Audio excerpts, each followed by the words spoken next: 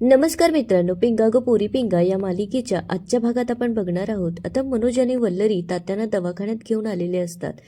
आता डॉक्टरांनी तात्यांचं एक ऑपरेशन सांगितलेलं असतं. त्यामुळे तात्या म्हणू लागतात, माय वल्लरी, पण या ऑपरेशनला खूप खर्च येईल ना? पण तुम्ही त्याची अजिबातच काळजी करू नका. मी तुमच्यावरती भार टाकणार नाहीये, कारण माझ्याकडे काही पैसे आहेत आणि गावी आपली काही जमीन आहे, ती मी गहाण ठेवीन आणि मग मला पैसे मिळतील. तेव्हा आता वल्लरी त्यांना म्हणते की तात्या, तुम्ही असा विचार का करताय? मी आहे ना, माझ्याकडे आहेत पैसे, मी खर्च करीन आणि तुम्हाला मी कुठलीही जमीन गहाण ठेवू देणार नाही. त्यावर आता तात्या तिला म्हणतात, माय वल्लरी, हे काय बोलतेस तू? आता ते मनोजला म्हणतात की जावई बापू, तुम्ही तरी हिला समजावून सांगा. त्यावर आता मनोज त्यांना म्हणतो की वल्लरी बरोबर बोलतीये, हे बघा, तुम्ही आता या सगळ्यांचं टेन्शन घेऊ नका. आणि तो तात्यांचे रिपोर्ट्स घेण्यासाठी तिथून जातो. आता तात्या आणि वल्लरी तिथून जात असतात. तितक्यात आता वल्लरीचं लक्ष एका छोट्याशा मुलीकडे जातं.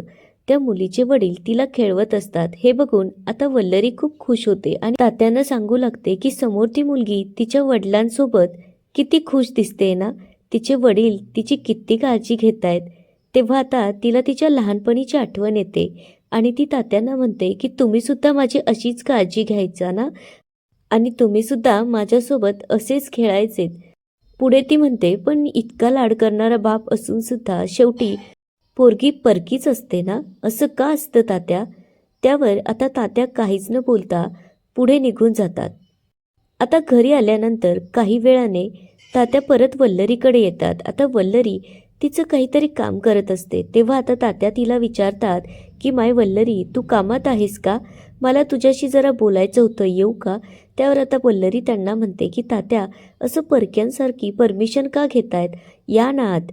त्यामुळे आता तात्या आत येऊन बसतात आणि तिला म्हणतात, तू मगाशी मला विचारलं होतंस ना की मुलगी परकी का असते?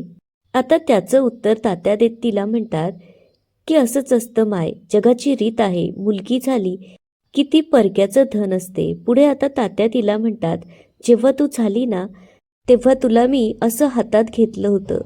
अगदी परीसारखी दिसायचीस. तुला बघितल्यानंतर मी सगळंच विसरून गेलो होतो.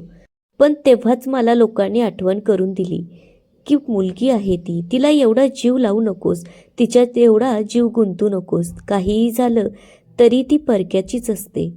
आपण तिला फक्त लहानाचं मोठं करायचं असतं आणि एक दिवस ती आपल्याला कायमचं सोडून दुसऱ्या घरी जाते. त्यामुळे मुलीमध्ये एवढा जीव अडकवायचा नसतो. म्हणूनच मी तुझ्या बाबतीत हळूहळू कठोर होत गेलो. आता तात्या वल्लरीला म्हणतात, पण वल्लरी, तू मात्र लग्नानंतर सुद्धा तुझी जिद्द सोडली नाहीस. तू मोठी वकील होऊन तुझ्या पायावर उभी राहिलीस. आणि जावई बापू, त्यांचं तर विचारायलाच नको, ते तर देव माणूस आहे. तू आज इथं उभी आहेस ना, ते फक्त त्यांच्यामुळे. त्यांनी तुला साथ दिली आणि ते तुझ्या पाठीशी खंबीरपणे उभे राहिले. तेव्हा आता वल्लरी त्यांना म्हणते, पण तात्या, मला एक सांगा, मी तुमच्यासाठी एवढी परकी झाली होती का हो? मी एवढी मोठी वकील झाले, एवढं नाव कमवलं, पण तुम्ही माझं कधी कौतुक सुद्धा केलं नाही. तुम्हाला माझा अभिमान कधी वाटला नाही का?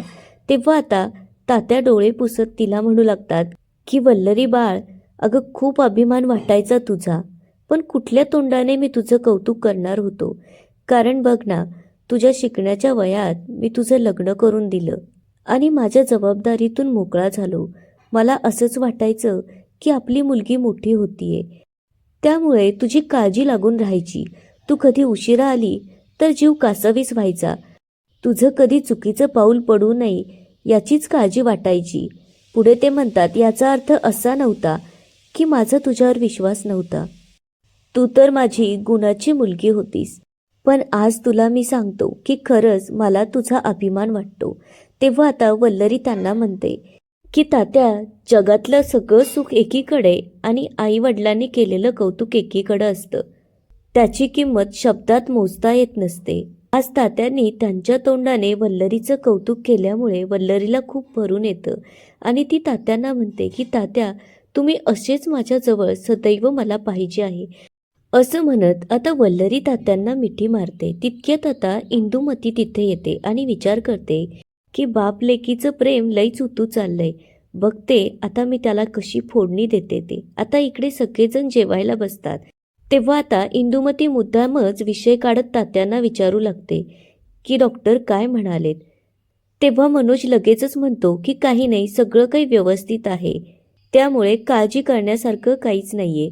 तितक्यात आता वल्लरी इंदुमतीला सांगू लागते की डॉक्टरांनी एक छोटंसं ऑपरेशन करायला सांगितलं आहे. ते झालं की मग तात्या त्यांचे कामं करायला मोकळे. तेव्हा आता इंदुमती म्हणते, तुम्हाला एक सांगू का तात्या, हे शहरातले डॉक्टर ना खूप बेकार असतात बरं. पेशंटला खोटं सांगून त्यांच्याकडून पैसे उकळतात. पुढे ती म्हणते, पण तात्या, ऑपरेशन करून उपयोग तरी काय, जर तुम्हाला म्हातारपणी सुखच मिळणार नसेल. तेव्हा आता सगळेजण इंदुमतीकडे आश्चर्याने बघू लागतात. तेव्हा आता इंदुमती म्हणू लागते की आपल्यासारख्या म्हाताऱ्यांना काय लागतं, फक्त आपल्या नातवंडांनी आपल्या अंगाखांद्यावर खेळावं. पण हे सुखच जर आपल्याला मिळणार नसेल तर या सगळ्यांचा उपयोग काय. पण तात्यांना इंदुमतीला नेमकं काय म्हणायचं हेच लक्षात येत नसतं. त्यामुळे ते तिला विचारू लागतात की बहीणबाई, तुम्हाला म्हणायचं तरी काय. तेव्हा आता इंदुमती त्यांना सांगते की तुमची मुलगी वल्लरी कधीच आई होऊ शकणार नाहीये, म्हणजे तुमची मुलगी वांजोटी आहे.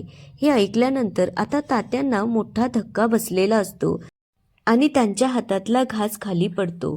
तेव्हा आता तात्या तिला म्हणतात की काय, हे मी काय ऐकतोय वल्लरी, वेईनबाई काय बोलताय. त्यावर आता वल्लरी म्हणते की हो तात्या, सासूबाई बरोबर बोलताय, मी कधीच आई होऊ शकणार नाही. त्यामुळे आता इंदुमतीला खूप आनंद झालेला असतो, मात्र तात्यांना खूप वाईट वाटू लागतं.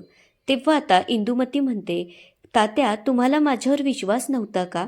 माझ्यापासून सुद्धा यांनी लपून ठेवलं होतं, पण मला ना बाहेरून कळलं. तेव्हा आता तात्या तिला म्हणतात, तसं नाही वेहीनबाई.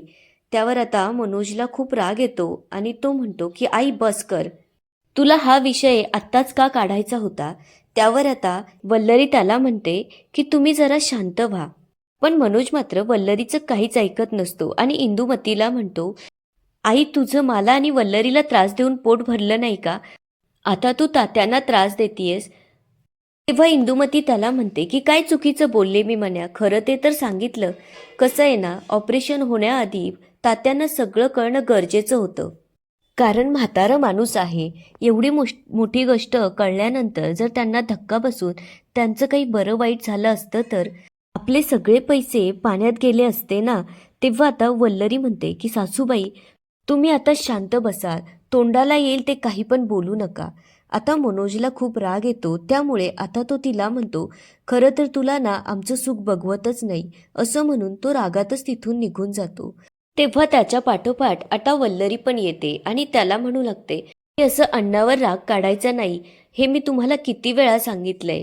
तेव्हा आता मनोज तिला म्हणतो, बघितलं ना की आई कशी वागत होती ते, आता तर हद्दच झाली, मला ना आता सहन होत नाहीये, असं वाटतं की हे सगळं ऐकण्यापेक्षा कुठेतरी लांब निघून जावं. तेव्हा आता वल्लरी त्याला म्हणते, हे काय बोलताय तुम्ही, अहो तुम्हीच तर मला माझ्या पायावर उभं केलं आणि मला कॉन्फिडन्स दिला, आणि आता तुम्हीच जर असे हातपाय गाळून बसलात तर काय करायचं मी.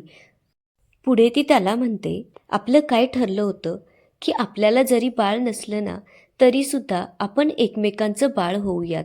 त्यामुळे आता वल्लरी त्याला म्हणते की बाबा, जेवायला चला ना, वल्लरी आईने खूप छान स्वयंपाक केलाय तुमच्यासाठी. त्यामुळे आता मनोजही इमोशनल होतो आणि त्याचा राग निघून जातो.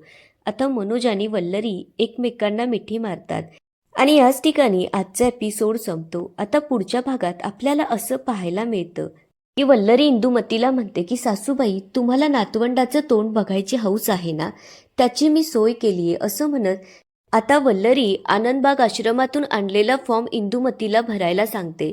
त्यामुळे आता इंदुमतीला मोठा धक्का बसतो आणि ती वल्लरी समोर हात जोडू लागते. आता मनोजला जेव्हा ही गोष्ट इंदुमतीकडून कळते तेव्हा आता मनोज वल्लरीला जाब विचारतो. आता पुढे काय होईल हे सगळं आपल्याला सविस्तरपणे पाहायला मिळेल पुढच्या भागात. तोपर्यंत प्लीज व्हिडिओला लाईक, सबस्क्राईब आणि शेअर करायला विसरू नका. धन्यवाद.